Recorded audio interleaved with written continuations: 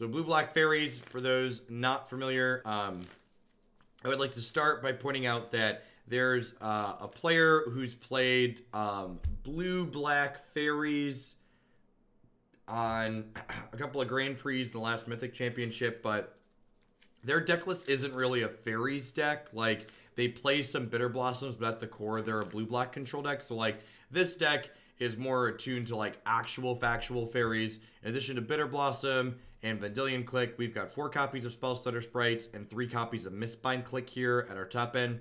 Mistbind Clique's a card I've been really happy with in the past. This card, like, is a very chunky blocker, closes games out quickly as a 4/4, and, like, tempos your opponent off their lands for a turn, which is sweet. So one of the things you'll note in this deck list versus some other blue-black lists that I've seen other people going around is I'm more of a fan of the proactive disruption. So I'm not playing cards like Mana Leak or Remand. I've got the good 1-mana discard spells here, 6 of those. We got some Collective Brutalities, and then my counter spells are things like Spellstutter Sprite as well as Cryptic Command that can be used in proactive manners when being reactive with the counter spell is not ideal. Which there's a lot of places in Modern where being reactive is not fantastic. Thanks, Trusty. Pretty easy mulligan here. Our mana has a number of colorless sources in it, but at the same time, we also have a lot of lands in our deck. So our deck is playing 25 lands, so I don't think it's too terribly greedy. This is very reasonable. One of the things I like about this deck is the fact that because we're playing so many lands, we get to play a variety of utility lands. So even though there are 25 lands in this Modern deck, there are 6 lands that are creature lands that attack, 3 Tar Pit and 3 Mutavault, and there's 1 copy of Field of Ruin as another little bit of added utility.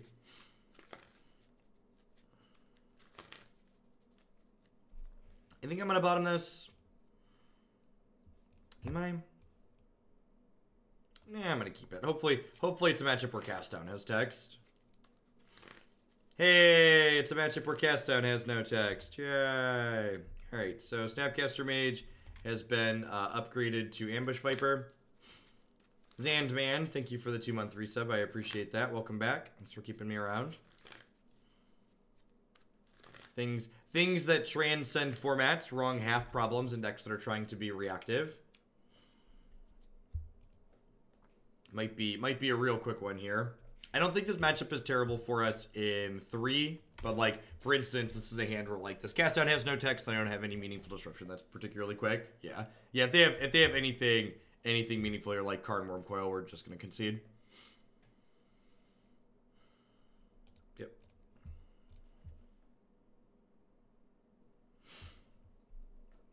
Beyond Sadistic, thank you for the 4-month resub. I appreciate that. Welcome back.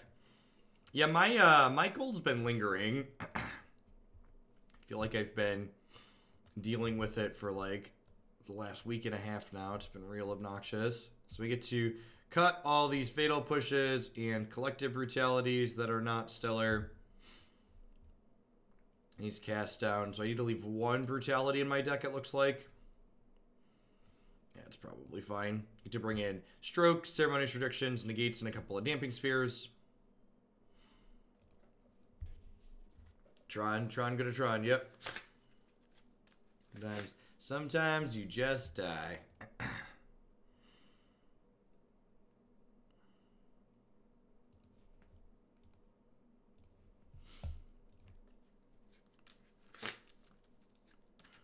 Yeah, maybe Cast Down's better because it fogs a Worm Coil. Yeah, I'd buy that for $1.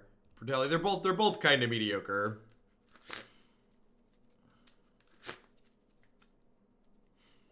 Yeah, 6 cheap-ish counter spells here.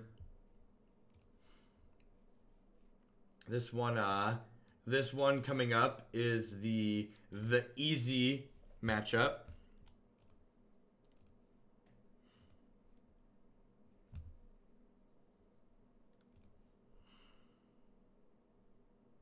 Or the easy game in the matchup because we get to be on the play.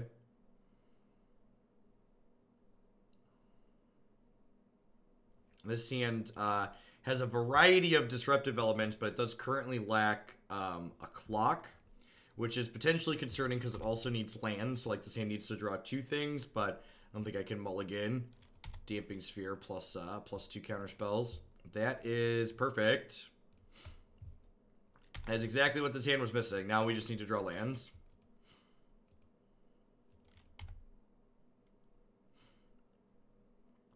Yeah, the match against the red deck happened was really wild.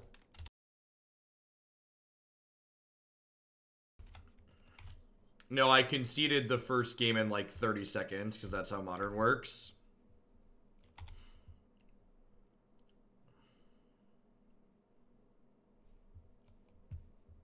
All right, so we got Blossom down, Damping Sphere, hoping to draw some lands here. If we hit lands, we're going to be in a pretty reasonable spot overall. And with all of these, Bitterblossom's going to provide a pretty well. That, yep. Well, shoot.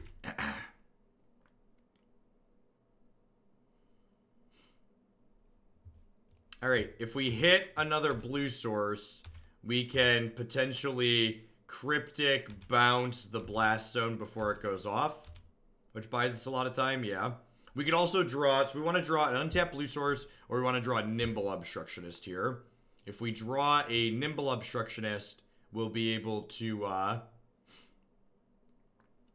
stifle this blowing up, which would be ideal. I do have 2 copies of that in my deck. Hopefully they're casting a spell. That would be great. They casting Walking Ballista? Perfect. So these are fairies, and this counts as a fairy as well. So we have 4 fairies to counter this. Definitely think my opponent's making a pretty big mistake by not just going in on this, but actually, I'm going to fire this up, right? I think I just need to kill them as quickly as possible here. I have Ceremonious Rejection up still with this attack.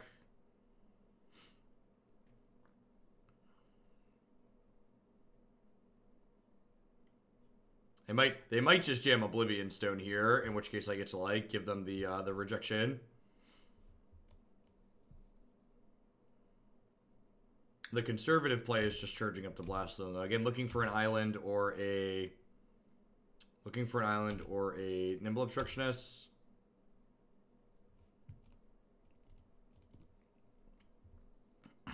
Well, this hit is going to be...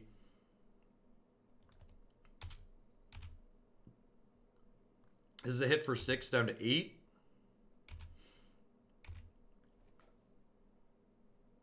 So they're going to charge this up, which kills these 3 things. That's true. They don't currently have Tron. I have a couple of Disdainful Strokes, so we're in a pretty okay spot, all things considered.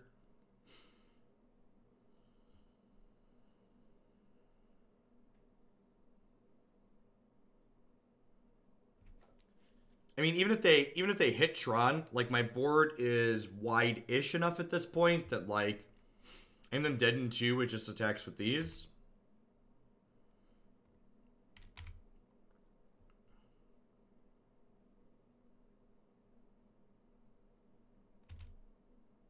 They're gone.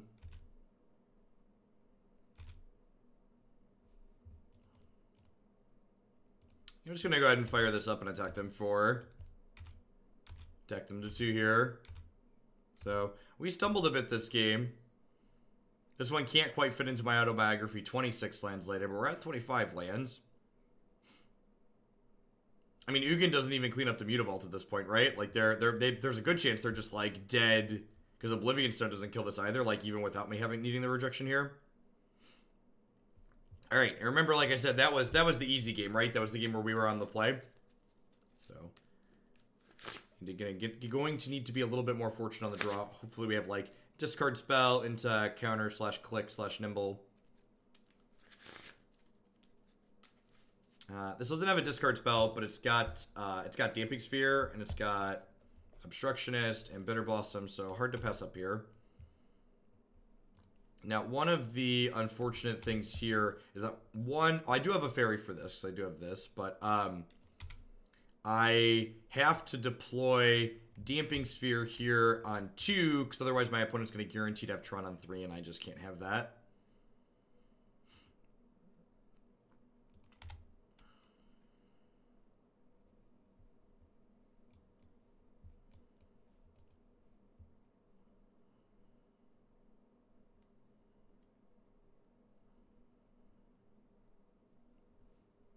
Got a Sanctum of Ugin. They must already have the other Tron piece.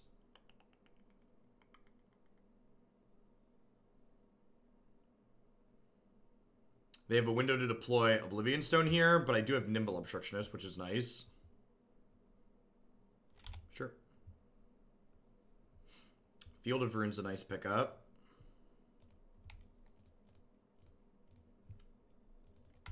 So they can't blow this up for 2 more turns. Because this needs to get to 5 lands.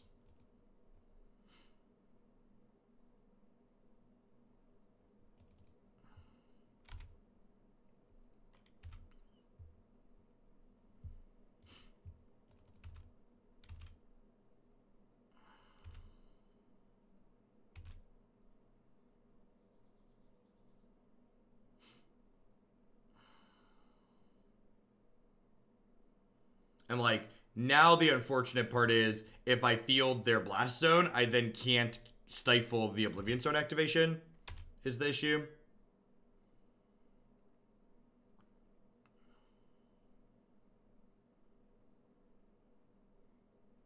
But they might blow up the Oblivion Stone, because they might prefer not losing a land here. So ideally, we're going to draw an untapped land next turn. Okay, that's great. So now if they go to crack the Oblivion Stone, I can field the Blast Zone and still stifle them, which is nice.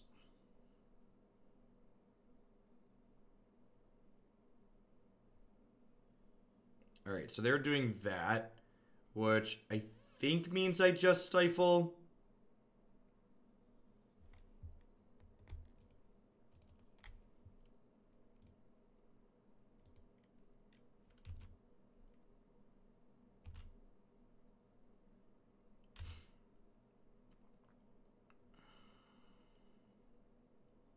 You know, I'm probably supposed to field them there too.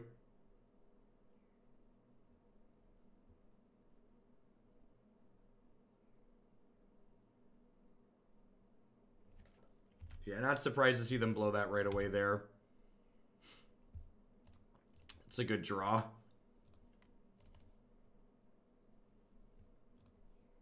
Means I get to redeploy a Bitterblossom here while still holding up a counterspell.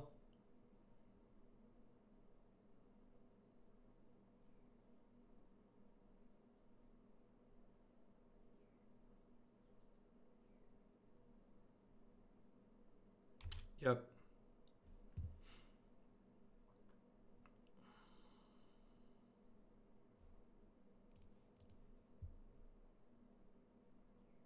I don't care about that. This game is just a really good example of, like,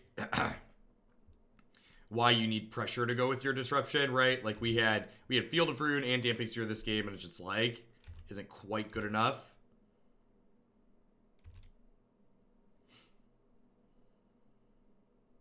Oh, they're currently just spinning their tires, which is really nice.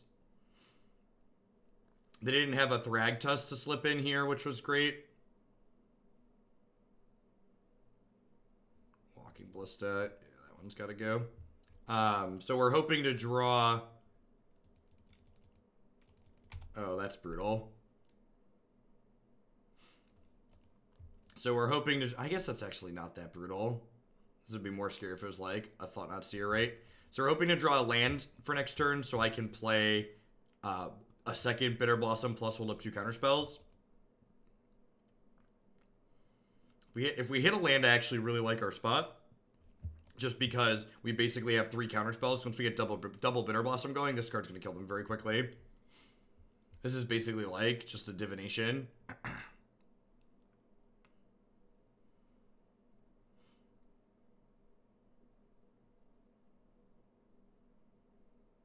If I'd have fielded a turn sooner, I would have been able to negate or Disdainful Stroke this Karn, which would have been a little bit better for me.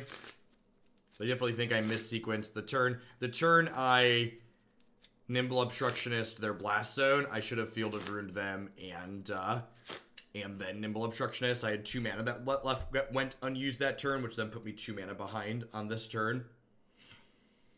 Because of the way my sequencing ended up going.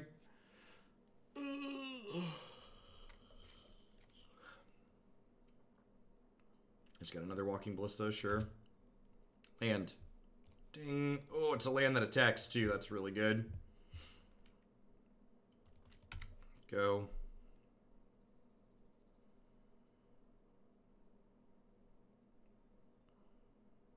Listen, it's like 7:45 here. I'm allowed to yawn.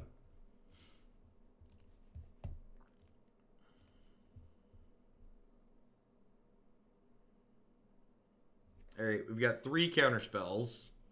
The problem is, this is another threat. This is another threat. So I assume this is probably going to be big enough to pop the Sanctum here, which is likely going to go get them an Ulamog.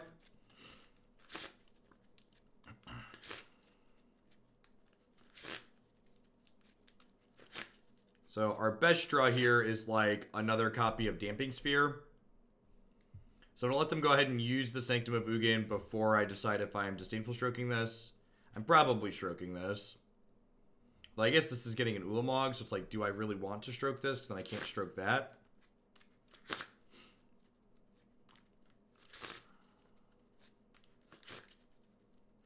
No, I don't do coffee. Brian, thanks for the 28 months. I appreciate that. Welcome back. Thanks for keeping me around.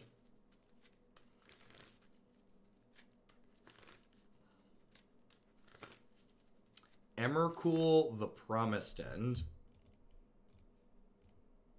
Well then. This Karn's gonna go get something else here.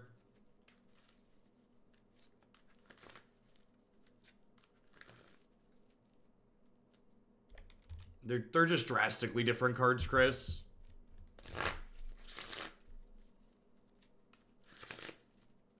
I think I'm actually just gonna go ahead and sprite this. Because spriting this means I get to kill this card next turn. If they put like Oblivion Stone here, I'm kind of sad, but...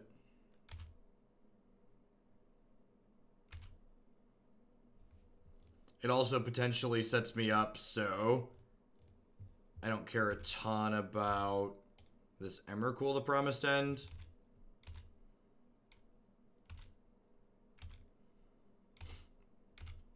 So, like, if I draw a blank next turn, they get to, like, run my Mutavault into the Emrakul, but that's it.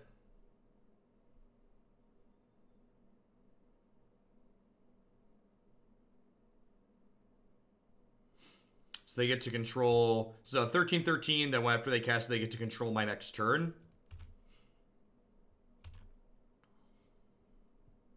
Yeah, so if we draw a blank and then draw, like, a Cryptic Command... So we need to, we're hoping like our next draw is a blank. My opponent will run my Mutavault into their Emrakul, and then we get another turn after that. So they're controlling this turn. So we want this draw to be a brick. Okay, step 1. So now they don't have anything to use my negate on, and then even though this lets them control a turn of mine, I get an extra turn after that one. So they get a turn to, like, mess me up here, but they're not able to accomplish that much. It's basically just, like, kill my Mutavault. It's not Mistbind, right? I think step 2 is Cryptic Command.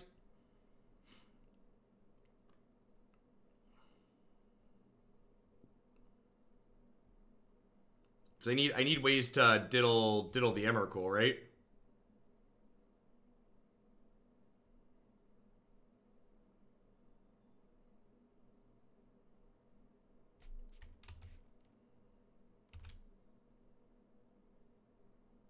It's a Spellstutter Sprite. Because it's flying and trample. I think we're just dead. I don't know that I can beat a 13/13 flying trample. We're just dead, right? Flying things need trample. Yeah, I don't know that I don't know that, like, my turn where I chose to be less resource efficient with the what's it called really ended up mattering there. That's good. That's good. I really, whenever, like, this is, like, one of those fringe interactive decks in Modern that, like, I have fond memories of from months and years past. Like, oh, I really like playing this deck. So, like, playing it and, like, getting my shit pushed in with Tron is just like, yeah, modern blows, don't play interactive decks, etc., etc. It's good. Good to remember. I started early so we could potentially play all 5 matches, but if we get one more like that, I might just call it quits and start standard early.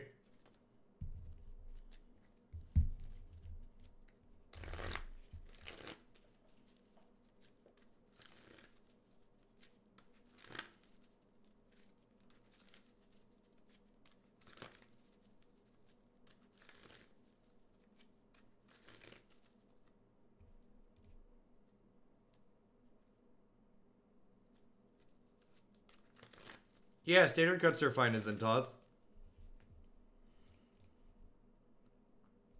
Yep.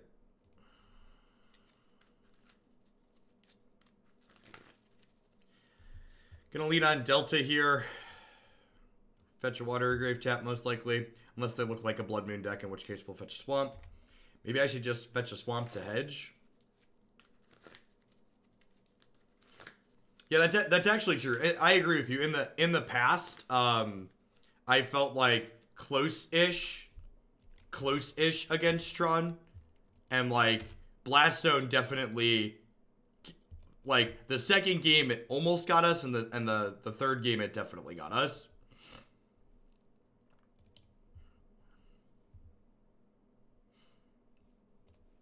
And that's just like a mantra when people talk about Modern and like how the format can change. Like Modern as a format, as more cards get printed, on average, the decks that are linear and trying to ignore you and just like do their busted thing, those decks gain a lot more good cards on average than the fair interactive decks could ever dream of getting.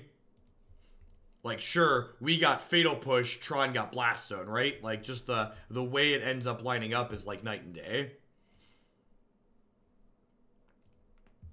Looks like we're playing against Grixis Shadow here.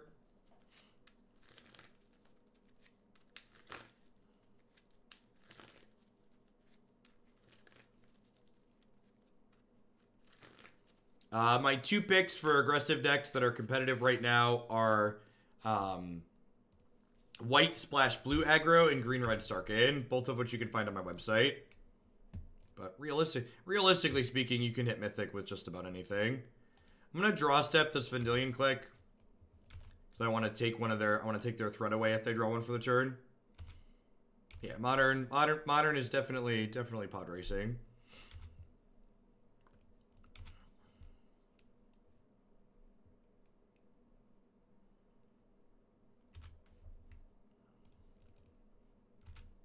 The cycling the Charade here is actually a small mistake on my opponent's part.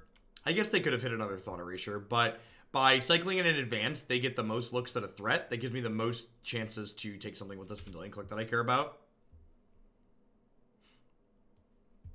So they have a Snapcaster Mage, and then a bunch of other stuff. I'm just going to take the Snapcaster Mage. This does give them a chance to click into a slightly better threat, but I don't really want them to, like, Snap Thoughtseize me.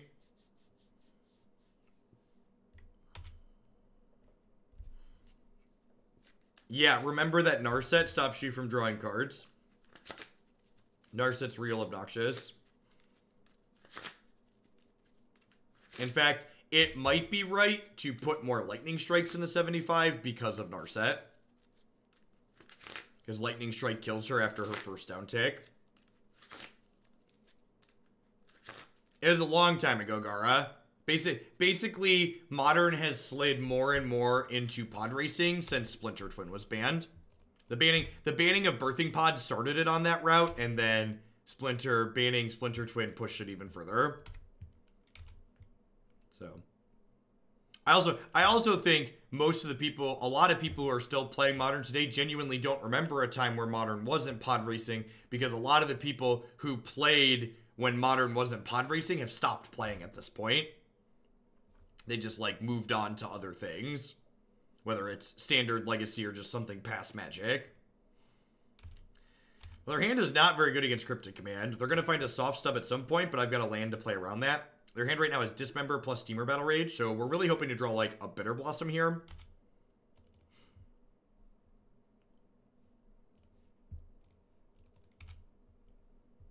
Vendilion Clique is, it's an okay draw. I'm actually not going to draw step click them here, because if I draw step click them, they have a threat. I take the threat, they draw another threat. I end up in a bad spot.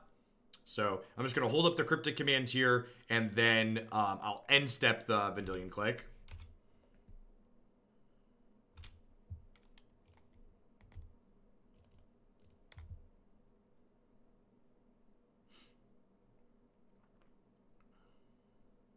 Yeah, honestly, from a personal enjoyment standpoint, at least, I enjoy Modern a lot more when I'm upfront and honest with myself about, like, what the format is. So, like, for instance, I'm planning to play at the... Are they draw Snapcaster Mage? Snapcaster Mage is actually kind of bad for me here, because this lets them kill my threat and put pressure themselves into play. I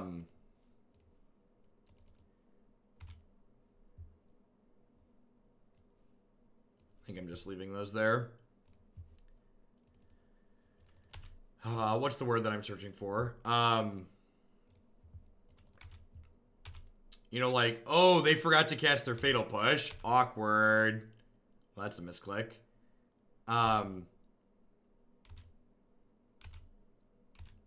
You know, like, I'm going to, sorry, to complete my thought, I'm going to play in, like, the Nerd Rage Modern Tournament here in 2 weeks.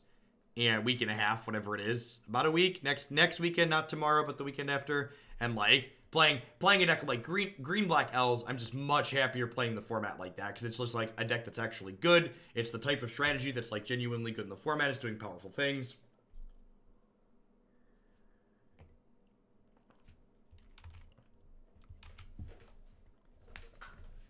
Yeah, casual Magic where people care about the results is fine. I agree. The Modern card pool makes for a good casual Magic format. There's a lot of neat things you can be doing with it.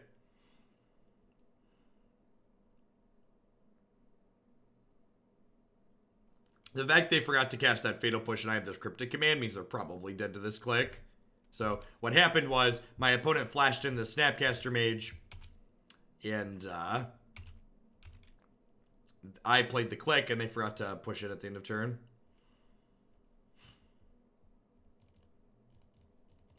So their hand right now is Stubborn Denial plus Steamer Battle Rage.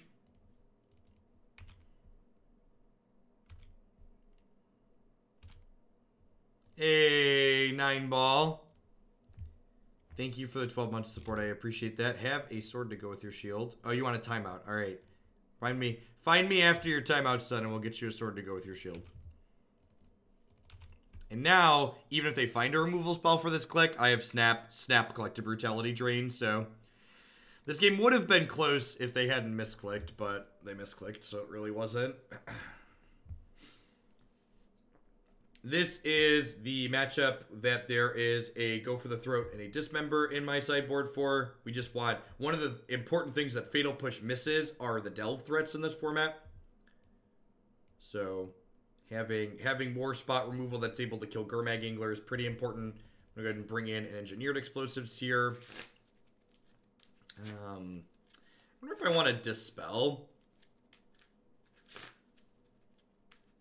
This many Mistbind Cliques might be a little bit awkward against a removal heavy deck. That's also pressuring me.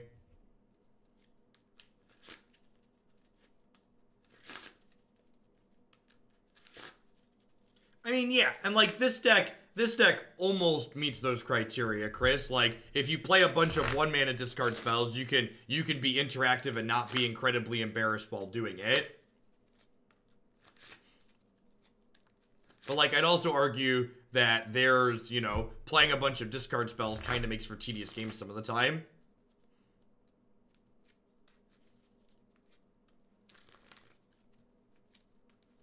Go for the Throat over Cast Down because of Tasigur. Not only just Tasigur, but also like other random threats. Like you want another removal spell against decks like Humans that play Thalia. It is Sword Time, the Pizza Leagues. Thank you for the 14 months. I appreciate you keeping me around. And if you look at my main deck, there's 2 copies of Cast Down in my main deck. So basically just a little bit of variety in my removal overall. Definitely keeping the speculative 6 on the draw. Don't want to mulligan any lower than I have to against a deck full of Thoughtseizes and Inquisitions.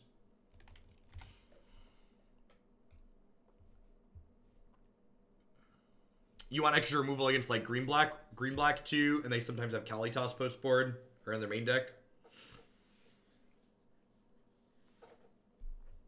No turn 1 play from the opponent. Would not be super surprised to get soft stubbed on this Thoughtseize, but definitely Thoughtseizing on one here.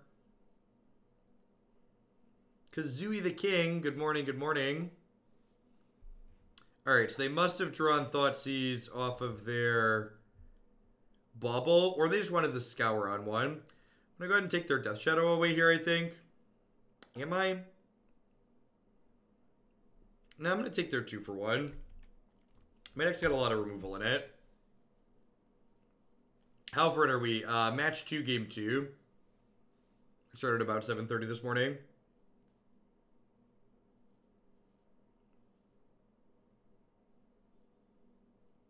Yeah. Yeah, unfortunately, the Grixis Shadow and Dark Confidant existing are like reasons why you can't play actual factual Doomblade.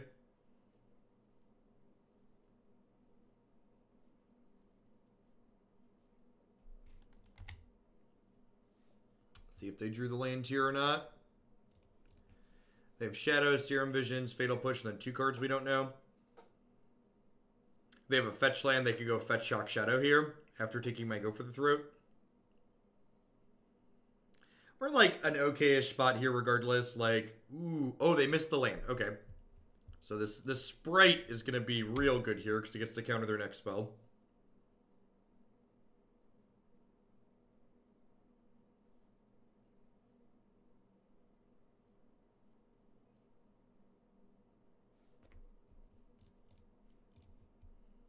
And then, actually, if they draw a fetch land as their second land, we could Nimble Obstructionist it.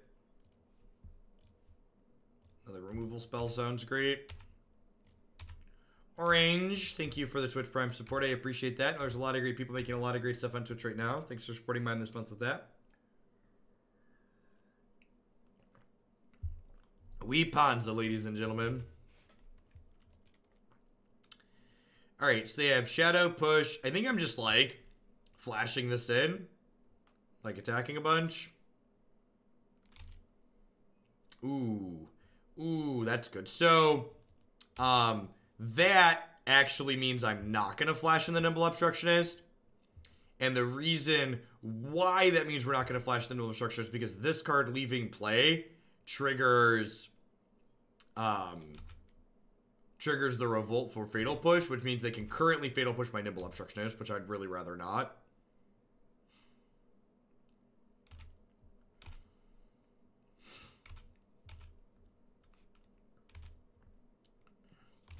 All right, we've got plenty of Doomblades lined up.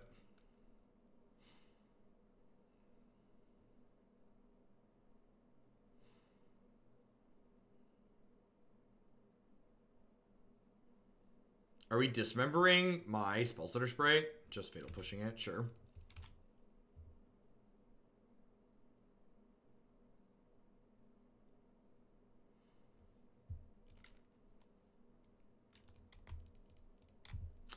This might be too cheeky.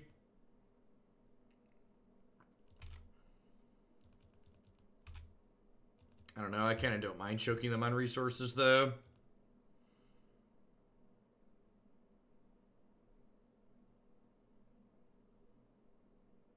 So, even though these... Alright, that changes it. Like, if I hadn't drawn the second Fatal Push there, I think I'd actually lead on Cast Down on the Death Shadow. And the reason for that is we're a little bit choked on lands ourselves, which means being more resource efficient with these, or spending more of our mana tends to be ideal. They have 3 cards here, none of which we know at this point. Ideally, we would have loved to have like a Bitterblossom going during all of this, that we were accruing pressure in board state while disrupting the opponent.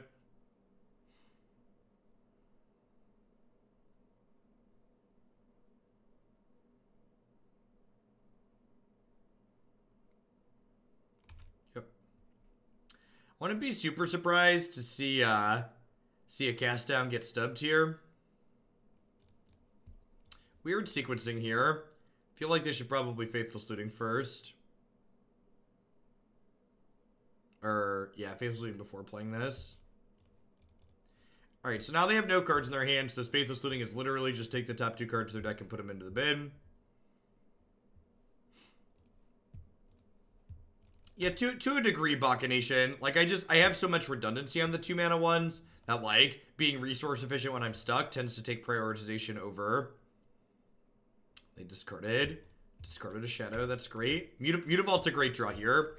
Or creature. This is actually a matchup where creature lands tend to be very good, so gives us a lot of flexibility. Like, if we're drawing lands, we still have meaningful things to do with them. I agree. I'm looking forward to... this is a card that'll hopefully be really sweet in the new non-rotating format.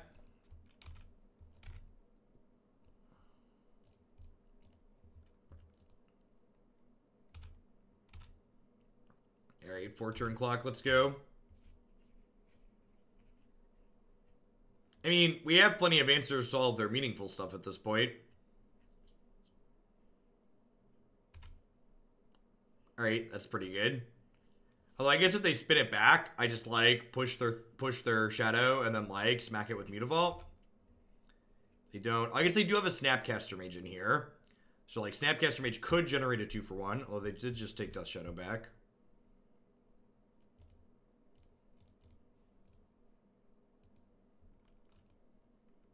So this eats a removal spell and gains them 2 effectively.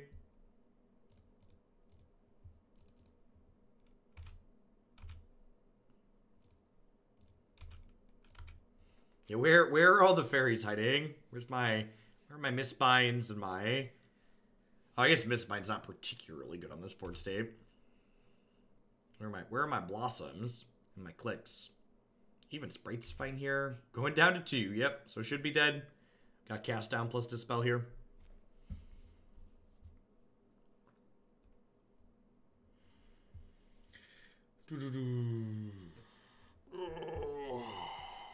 Onward, upward, backward, forward. Man. Wonder if I want more Nimble Obstructionist in this deck with Tron gaining a card like Blast Zone. The Tron matchup was okay before, but Blast Zone's a real beating. They've not officially, but there is a clip of one of the arena developer, or one of the arena developers saying that Kalitas and other sets like that would be added back into arena in the fall.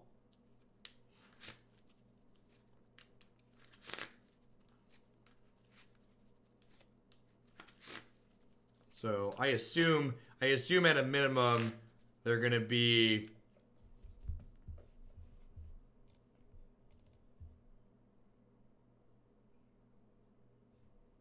adding those things back in.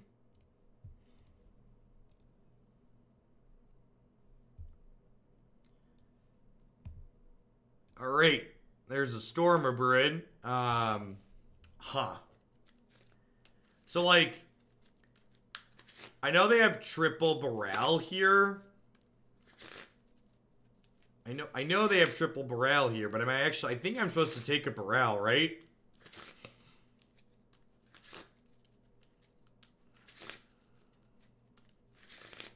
I think I'm supposed to take a Baral. What would the extra Nimble replace? Probably the third Mistbind.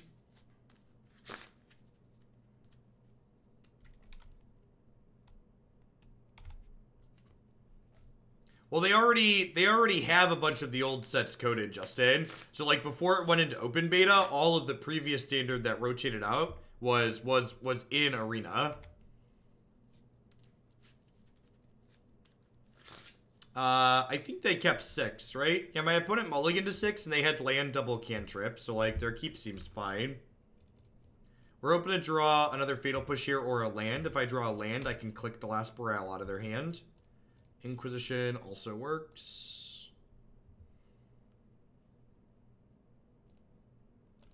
This matchup's pretty good for our deck if we hit our lands.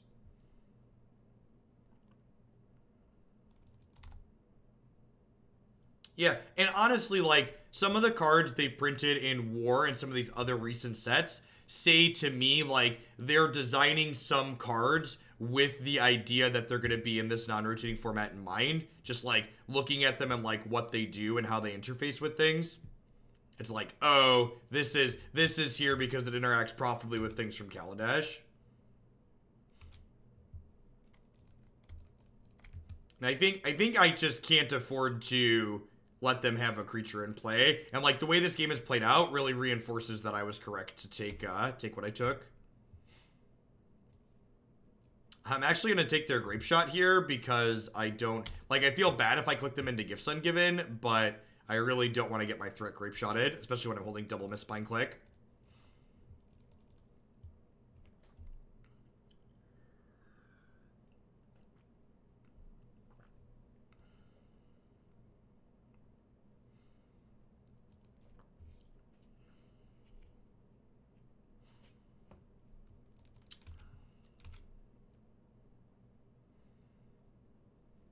That's a little terrifying.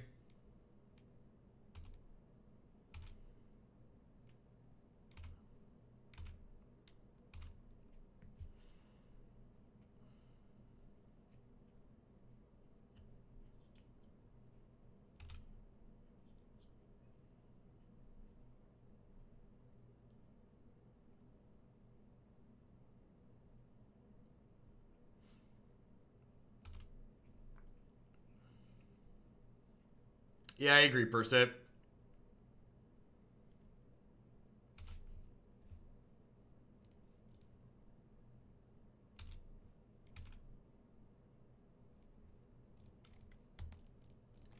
Cast Doomblade.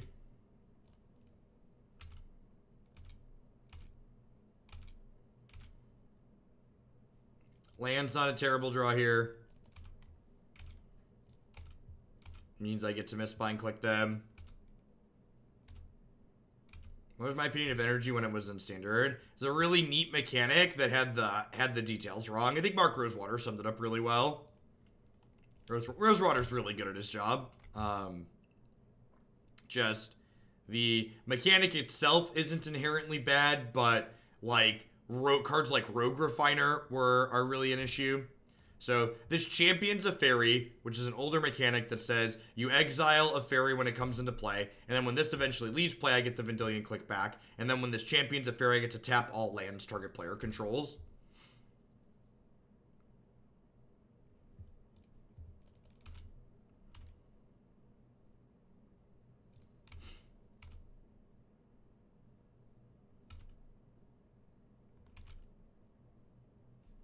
And I think I'm just going to upkeep Mistbind them again here. I'm going to Mistbind my Mistbind, which puts my Clique back into play. And then, because I'm tapping my opponent off of their lands here, I'm actually going to go ahead and Clique myself.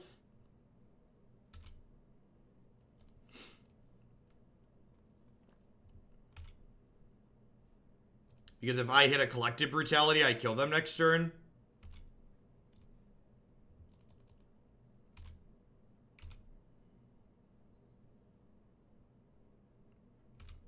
Yeah, there's 4 Spellstutter Sprites in here. Card Screet.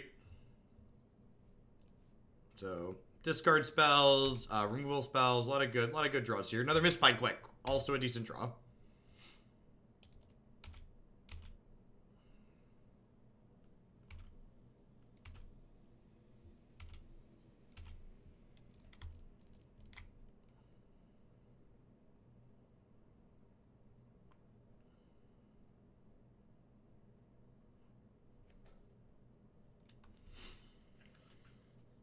Okie doke.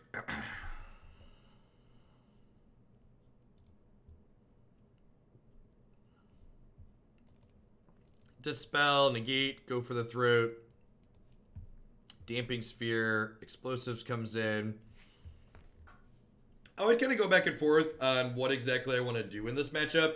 So, like, while you want a good deal of interaction, there's also the argument that, like, you need ways to actually end the game. So if you just, like, draw too many ways to disrupt them and not enough ways to kill them, it's not going to end up in a good spot for you. I think I actually am going to trim a land, especially on the draw. Field of Ruin isn't super relevant here. And I think Collective Brutality might be my last trim. I think that's fine. I definitely want the explosives because I feel like because we have so much disruption, the best way for my opponent to win this game is to like kind of steal it. And actually, this Dismember might be better than this Go for the Throat. Or this Collective Brutality. Probably the Collective Brutality, because this is technically another piece of 1-mana interaction. I'm not a fan of boarding in Disdainful Stroke in this matchup, because in my experience, a lot of Storm players tend to pivot off of the Gifts Ungiven plan. They turn to the pieces of the puzzle, which does not get tagged by Disdainful Stroke. And again, like, it comes down to the question of, like, alright, if I want to fit Disdainful Stroke in, like, which of the cards in my main deck right now am I cutting to make that happen? And I don't feel like I have a very good answer to that.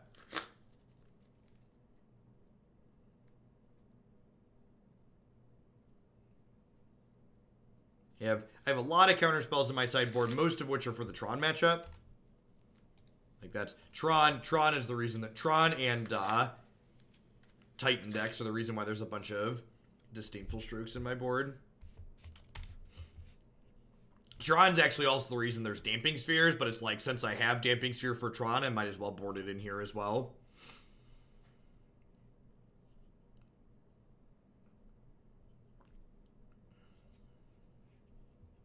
That was a good draw. What you got? The information from cards like this are invaluable as well.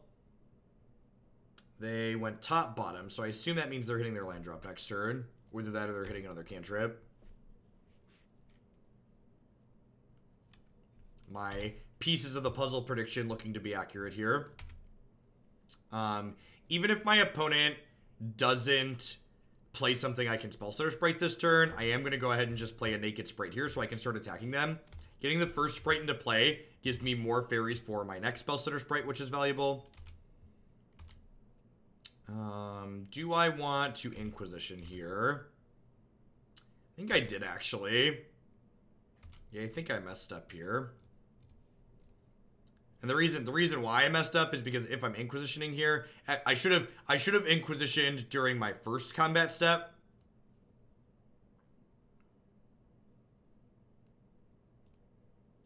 Because if I Inquisition during my first combat step and they don't Spell Pierce it, I can then attack for 2 with the Mutavault. So I've missed 2 points of damage with my sequencing here.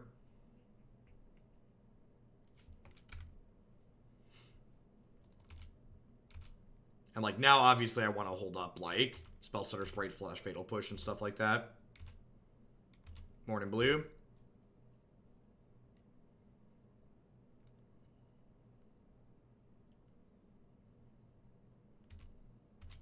I'd love to draw a land so I can like get Mistbind Clique into play here.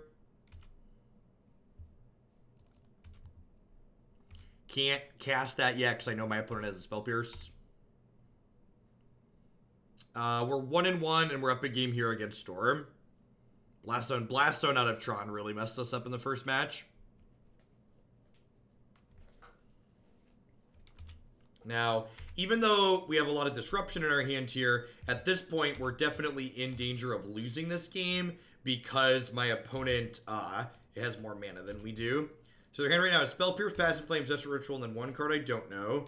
So drawing that land, if my opponent drew a Lightning Bolt, playing this Mistbind Clique could get blown out, but I think it's important that I like make them have it here so that way I can potentially get a very quick clock into play. 4/4. 4/4 kills a lot faster than a 1/1.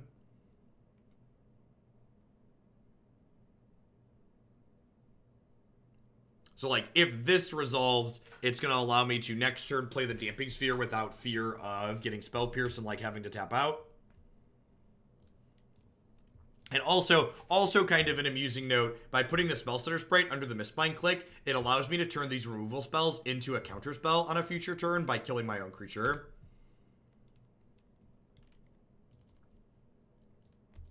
Yeah, I agree, Persip. Tron's got basically, like, nothing but mono upgrades for, like, the last few sets. when we talked about that earlier when the match happened, right? Like decks like Tron and those linear decks, like they like a card like it's funny, right? Because we talk about cards like Birthing Pod being banned because they restrict design space, but the reality of the situation is lots of cards do that, right? Like cards like Ancient Stirrings and Sylvan Scrying, these cards only get better as more Magic cards are printed, but they're allowed to remain legal while Splinter Twin and Birthing Pod and stuff like that are banned, which is just hot nonsense in my opinion. I really wish there was like a very small amount of consistency applied with how they define their ban list.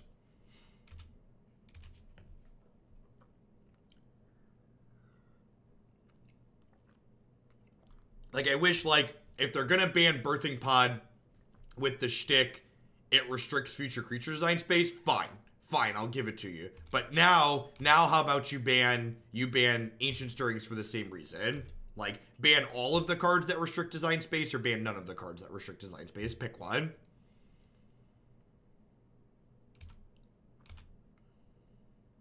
So their hand right now is Desperate Ritual, Past and Flame, Spell Pierce, and then one card I don't know, so they should be dead here.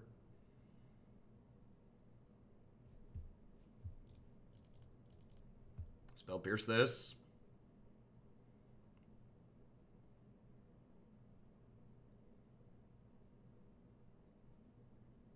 Yeah, I agree. Just like look at the number of new cards Tron has gotten in the last, you know, 5 to 10 years. Even like Ulamog is a pretty recent card, right? Ugin the Spirit Dragon, not that old. Walking Ballista, fairly recent.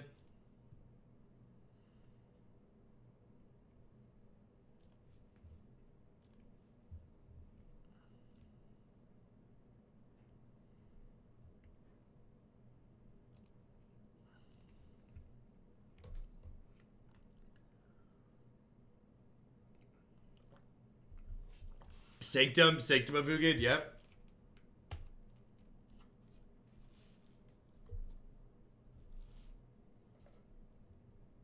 Sure, it doesn't matter if the design space is smaller though, Ozzy Pants, because the result is the same, right? Like, we functionally see it's the same. We've functionally watched Tron get better and better, and those cards get better, just like by merit of existing. Alright, sweet. Another matchup for my Disdainful Strokes. This match is close. It could go either way. Mistbind Clique's a good card for pushing it in our direction, though. Let's swamp Thoughtseize here, see what we're working with. You know, it might even be correct to wait on this Thoughtseize. Double Simian Spirit Guide, Hour of Promise, Scape Shift. Alright, yep.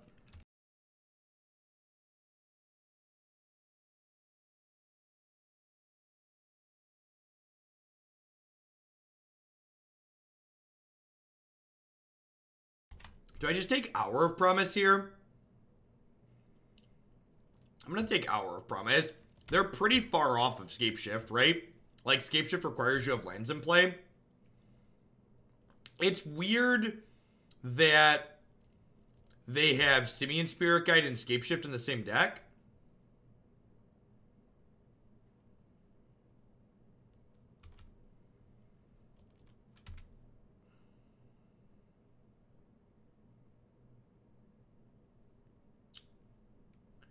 I think I just put this into play tapped here. Then I can get clicked down next turn. The play fusion thing is a little bit tough for me, Mark. On one side, I like that they're really proactively balancing their cards. On the other side, I think because they're trying to push competitive paper play, the fact that they're errata-ing cards could become confusing for players. Like, I'm actually going to go play in one of their paper tournaments at the end of June, and, like, they've errataed enough cards that I think I'm going to need to, like, bring a printout with me of, like, all of the cards that have changed at this point.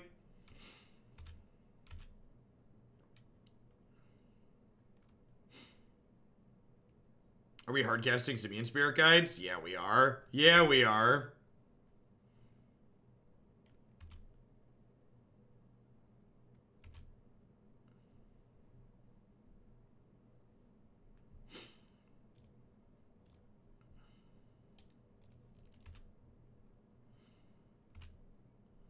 Good news. I have enough to race Simian Spirit Guides.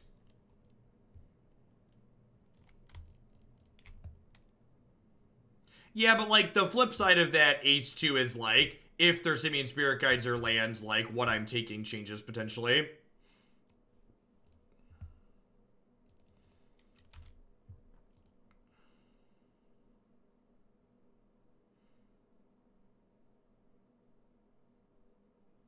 Yeah, I think so. I think issuing proxies for things like that is probably fine. Or just, like, giving each player at the start of a tournament a printout that says, like, these are the cards that have changed.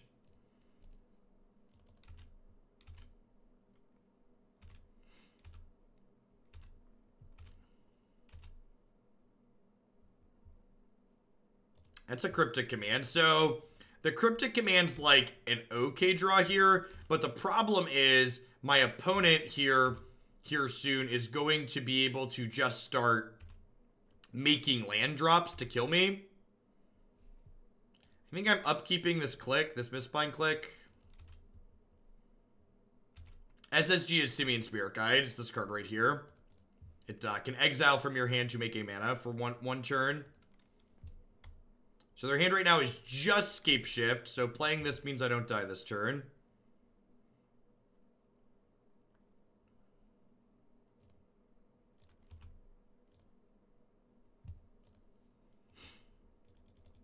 I do, however, have to walk a line of, like, not dying to these Valakut the Molten Pinnacles is the issue. So, like, if they just draw a mountain this turn, they can deal 12.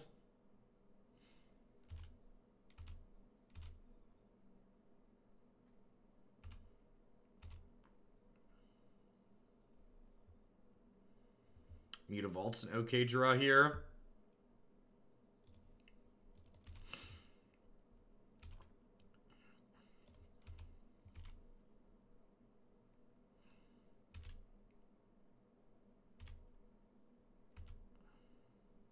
Yeah, Stifle Bird would be a good draw for sure. Yeah, we can Cryptic bounce a land in response to Valakut triggers, which is nice. So, their next mountain...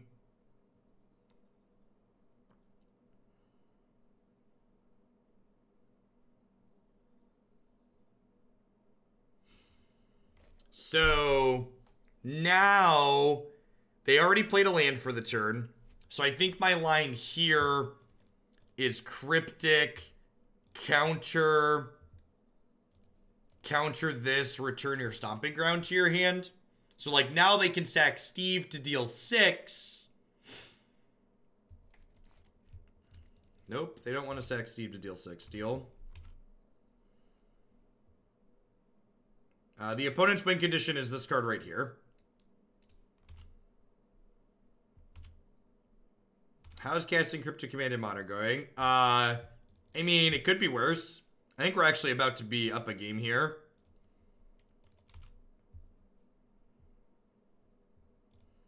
So, I get to attack with Mistbind Clique. And then next turn I get, to snap Cryptic to bounce another land here.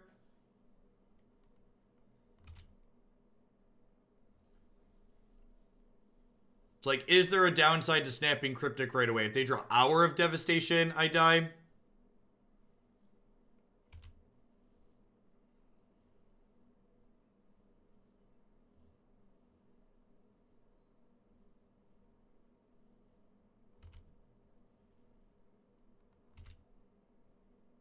So, in theory, they could kill me here.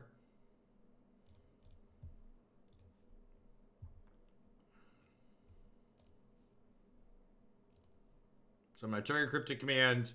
I'm going to go ahead and block the Simian Spirit Guide. Could you explain why you wouldn't bounce Valakut instead of Stomping Ground? Yeah, because they have 2 Valakuts in play. And the Valakuts don't trigger until they have 6 mountains.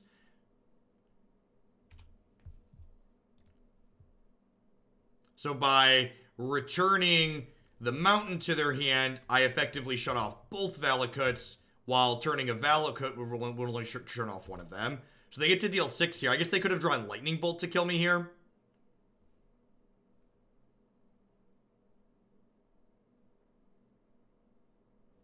If they drew a bolt, I'm dead. If they didn't draw a bolt, they're dead.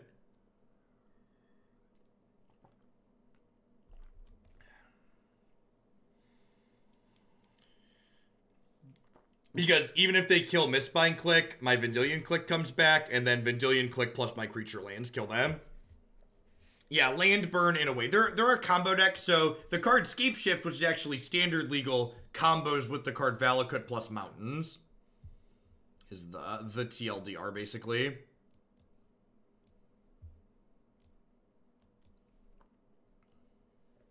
So 4 counter spells in, 4 Fatal Push that don't really have text in this matchup out. I don't think I want anything else here. Dispel doesn't really counter anything we care about.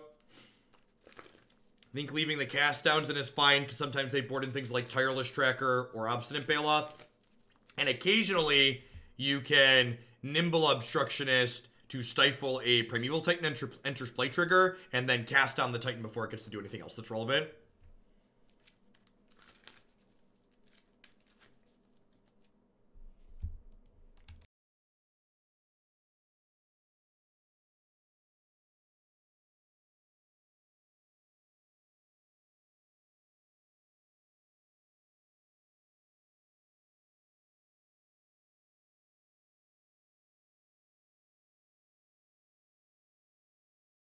There's actually a very specific, non-stupid reason why Valakut's not legendary.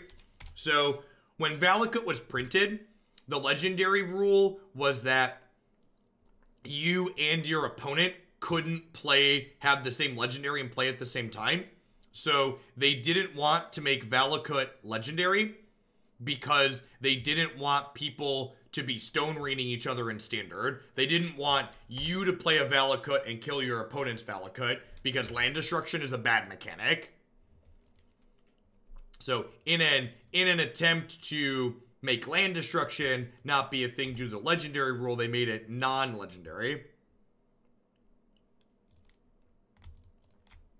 This Chameleon Colossus is actually gonna be a tough nut to crack here. We're really hoping my opponent bricks on a land draw this turn, because they're gonna get to ramp with the Search for tomorrow. If they get this 4/4 protection for block into play, I'm probably gonna be hard pressed to win the game, because these are black tokens that can't block it, because protection's another awesome Magic the Gathering mechanic.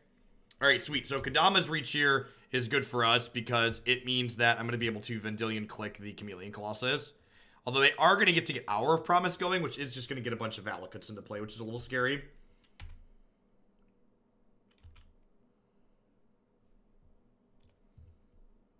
Anybody here been playing long enough to remember playing Jace 3 purely for the purpose of killing their Jace 4? Their Mind Sculptor? You'd play Jace Bellerin so you could kill their Jace the Mind Sculptor? It's like, I'm on the draw. I'm going to play my Jace 3 and down ticket. Play your Jace the Mind Sculptor. They're both going to die. The good old days.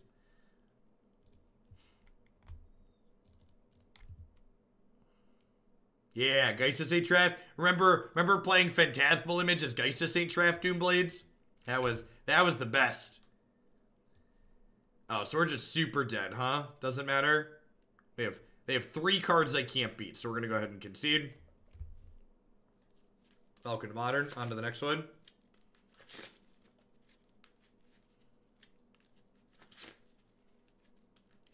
Every deck starts with 4 Umezawa's GT and 2 Manrique Gusari. Go. Godspeed, my children.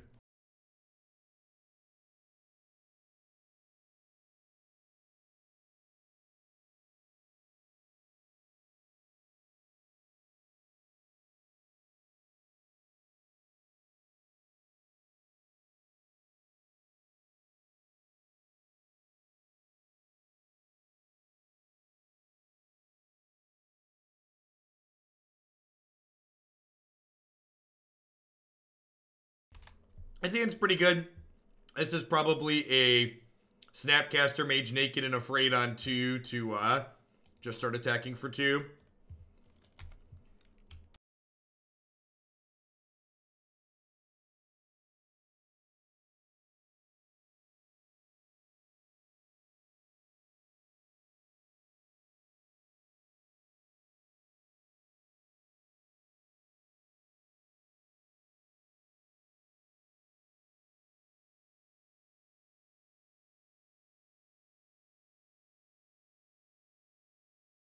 Don't be afraid to play your 2-1s, chap. 2-1s bring the beats. Hoping to draw a blue source here in the next 2 draws. Okay. Now, I am happy to hit the tap land this turn as opposed to next turn, but this does mean that I'm unfortunately not able to Spellstutter Sprite a 2-drop this turn, which feels a little bit bad. I don't have one, sweet, so getting to hide behind triple counterspell here should be pretty good for the home team. Bitterblossom's an excellent draw here because I get to start, it turns my Spellstutter Sprite into a real card after a couple of turns here. Stroke me, daddy, stroke me.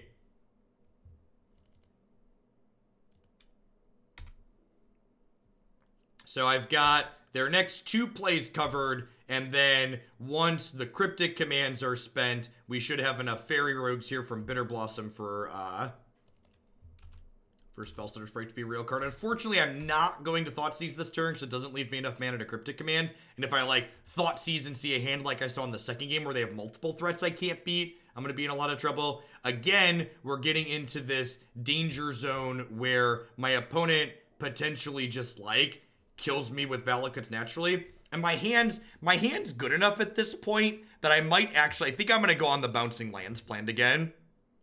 I think my hand is good enough that I just want to, like, not get natural Valakut activated any sooner than I have to.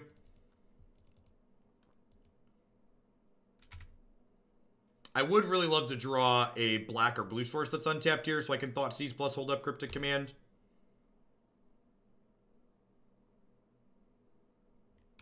So the downside to not drawing there is it means I'm less likely to hit a land, but I think I have enough pressure in play that that's fine.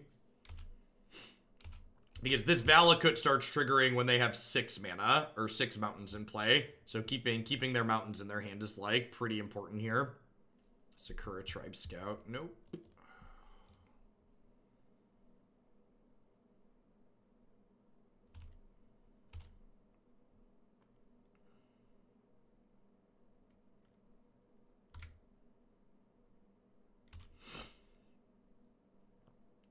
Land.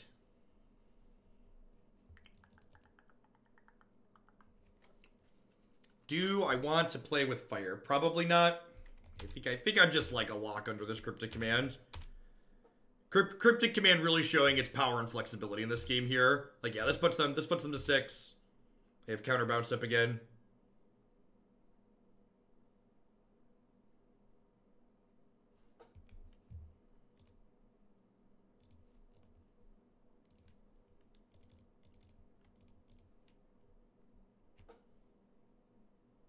Valakut is not a mountain, that is correct.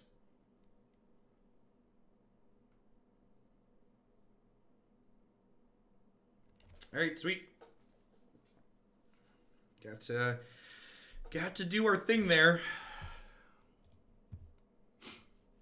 Yeah, maybe I want to fit a 3rd Nimble into here to keep up with the Tron having Blast Zone. I wonder what the cut is. Uncertain what exactly I want to trim though. Blast Zone definitely felt rough though. The fact that it kills Bitterblossom and Damping Sphere in one go is like bleh.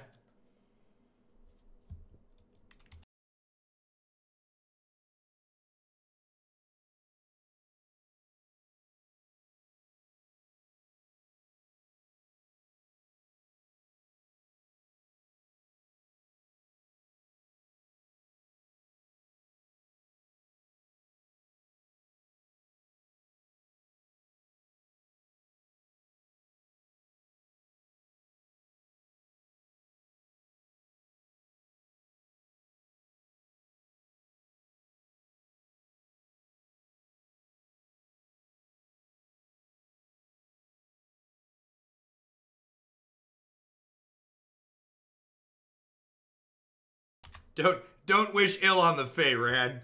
Get out of here. Spellstutter Sprite has feelings.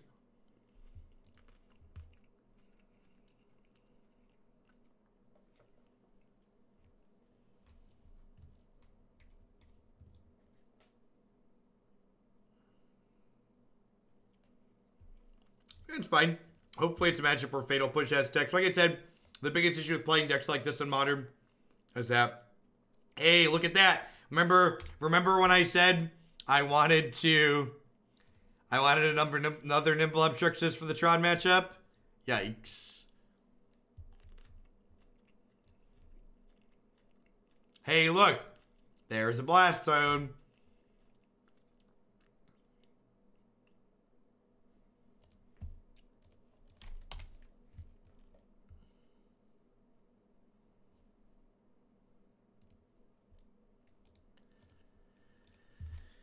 Magic. For those that are newer to Modern or Magic who don't understand why I'm conceding, this card gets my opponent another land, which means they'll have 7 mana next turn, which allows them to start casting 7 mana Planeswalkers like Karn Liberated. And my hand is very bad and has the card Fatal Push, which doesn't have a text box in this matchup. Again, going back to that, game 1, proactive linear decks like Tron have a huge advantage over interactive decks like this where their cards just might not line up and you don't know what you're playing against, so you can't mulligan. And actually, this is something that we talked about the Mythic Championship data. So they tested that London mulligan at the London Pro Tour, obviously, right? And the fact that deck lists were public in that tournament made interactive decks like this better, but the London mulligan potentially made linear decks better. So, like, for generic Modern play, the data that we got out of the London Mythic Championship is very, very skewed and bad, because while the London mulligan potentially skews the format in one direction, having open deck list skews it in the other. This hand has got to be a mulligan. Why? I have 3 pieces of disruption and I have a threat in Mutavault. Like, I only have 2 damping spheres in ya. Like, not every hand can have a damping sphere in the opener. If you can't keep a hand like this, you just can't play this deck. Which, to be fair, the answer might be this deck is unplayable. That might be the actual answer. This deck is unplayable, don't play it. But these are definitely the hands you keep.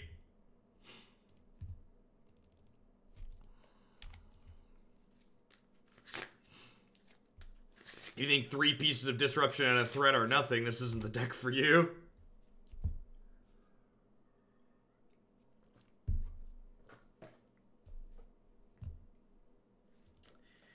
Well, and just like that, they have Tron. You know what's not to love, really?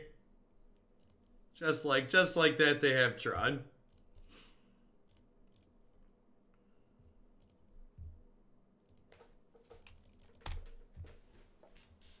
I have a clock right here. Like, what is my hand? What do my fast clocks look like? They basically don't exist, right? Well, that was a good draw. That was a good draw.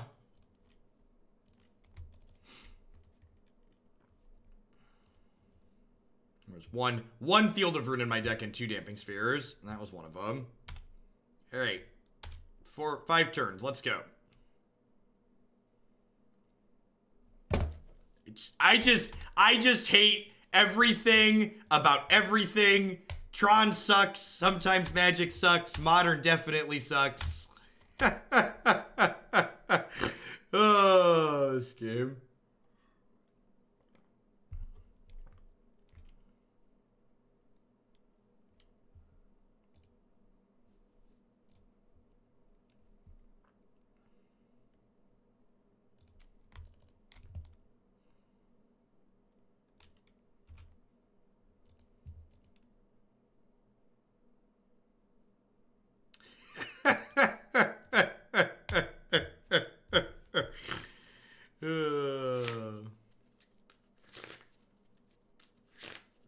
This league was therapeutic. This is a deck where if you hit some okay matchups and you run good, you can 3-2 just like most things in Modern. Playing against Tron with fair interactive decks sucks a giant bag of whatever, as always. I would never play this deck at a tournament that I cared about because Tron is Tron. If you really enjoy fairies, I think this deck is okay. I might try and fit a 3rd Nimble Obstructionist in here. I might not. I might just say, hey, the Tron matchup blows and I'm not going to worry about it, which is probably probably more realistic. Let's play Standard, where at least Reclamation isn't as bad as Tron.